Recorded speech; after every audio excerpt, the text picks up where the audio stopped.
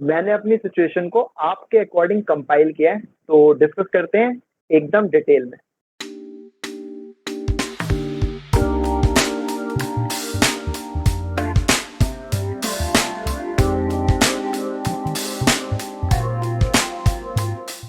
Hello guys, आज हम discuss करेंगे कि सेकंड ईयर की क्या प्रिपरेशन स्ट्रेटजी होनी चाहिए या शॉर्ट ऑफ रोड मैप।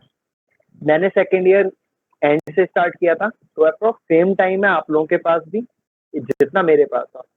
मैंने अपनी सिचुएशन को आपके अकॉर्डिंग कंपाइल किया है, तो डिस्कस करते हैं एकदम डिटेल में। हमारे पास 18 मंथ है, तो 18 मंथ में 10 subject with previous year question and test series करनी है। तो 15 मंथ में syllabus completion with previous year question and 3 month सिर्फ रिवीजन एंड टेस्ट सीरीज के लिए। अब जिन्हें सिलेबस का आइडिया नहीं है उनको बता दें कि गेट सिलेबस में हमारे सिर्फ सिक्स सेम के सब्जेक्ट्स होते हैं, वो भी ऑन एवरेज 2 सब्जेक्ट पर सेमेस्टर। आपका गेट एग्जाम 6th सेमेस्टर के स्टार्ट में होगा, तो आपको 6th सेम के सब्जेक्ट पहले फिनिश करने पड़ेंगे, साथ में 5th सेमेस्टर में टाइम भी बचाना पड़ेगा रिवीजन एंड टेस्ट सीरीज के लिए। आप लोग 5th सेमेस्टर में ज़्यादा लोड नहीं ले सकते, तो 6th सेमेस्टर में के सब्जेक्ट आपको अपने सेकेंड ईयर में ही मैनेज करने पड़ेंगे, मतलब कि 3rd एंड 4th सेमेस्टर में। ठीक, तो अब आते हैं कंप्लीट सिलेबस की इन्फो के ऊपर और साथ में कैसे इनको प्रिपेयर करना है। तो आई थिंक सेकेंड ईयर में 5 टेक्निकल सब्जेक्ट होंगे। कौन कौन से? Data structure, digital logic, computer organisation, TOC and operating system. ये तो आपको अपने सेमेस्टर के टाइम पर ही करने हैं और साथ में प्रीवियस ईयर क्वेश्चन भी। तो अब आते हैं थर्ड ईयर के सिलेबस में। उसमें आता है algorithm, database, compiler and computer network. इनमें से आपको डेटाबेस एंड कंपाइलर अपने 5th सेमेस्टर में ही करना है, और वो भी मिड अक्टूबर तक। ठीक है, मतलब कि 2 से 2.5 मंथ में सिर्फ। और एल्गोरिदम एंड कंप्यूटर नेटवर्क आपको अपने सेकेंड ईयर में एडजस्ट करना पड़ेगा। तो computer network is very hectic and काफी बड़ा है, तो आपको ये किस सेमेस्टर में करना है वो अब डिटेल में बताते हैं। ठीक है, अगर आपके 3rd सेमेस्टर में 3 टेक्निकल सब्जेक्ट्स हैं, तो उसमें एल्गोरिदम ऐड कर लेना एंड 4th में कंप्यूटर नेटवर्क।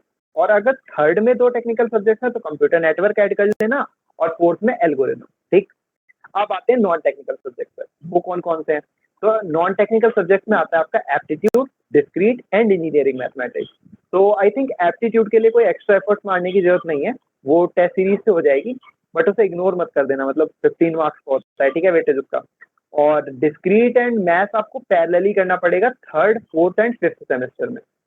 आई थिंक एक मंथ में आप 5-10 आवर भी दोगे तो दैट्स इनफ।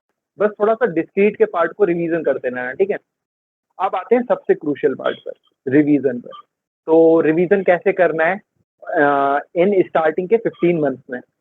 तो पहला रिवीजन 15 डेज बाद, सेकेंड रिवीजन 30 डेज बाद, एंड इस टाइम को धीरे धीरे बढ़ाते रहना। ठीक है, तो फर्स्ट एंड सेकेंड रिवीजन में टाइम लगेगा, हो सकता है आपको 1 दिन लग जाए, हो सकता है 2 दिन भी लग जाए, तो पैनिक मत होना बिल्कुल भी, इट्स नेचुरल, उसमें टाइम लगता है। ठीक है, मेरे साथ भी लगा था, हो सकता है आपके साथ भी लगे, हो सकता है ना भी लगे। ठीक है, बाकी बहुत सारे बच्चे कंफ्यूज रहते हैं कि शॉर्ट नोट्स बनाए या नहीं।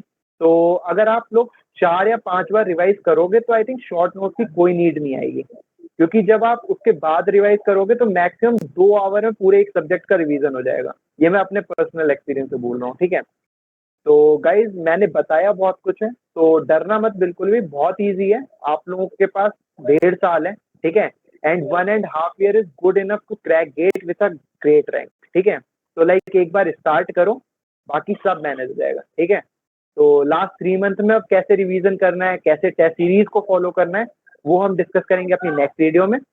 तो जल्दी मिलते हैं, तब तक के लिए बाय बाय, टेक केयर, शब्बा खैर।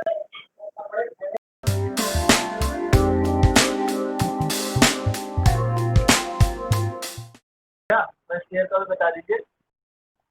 तो यार फर्स्ट ईयर वालों बिल्कुल टेंशन लेने की जरूरत नहीं है, थोड़ा कॉलेज वॉलेज एक्सप्लोर करो, लाइफ एंजॉय करो और फ्रेंड सर्कल बढ़ाओ। ठीक है ना?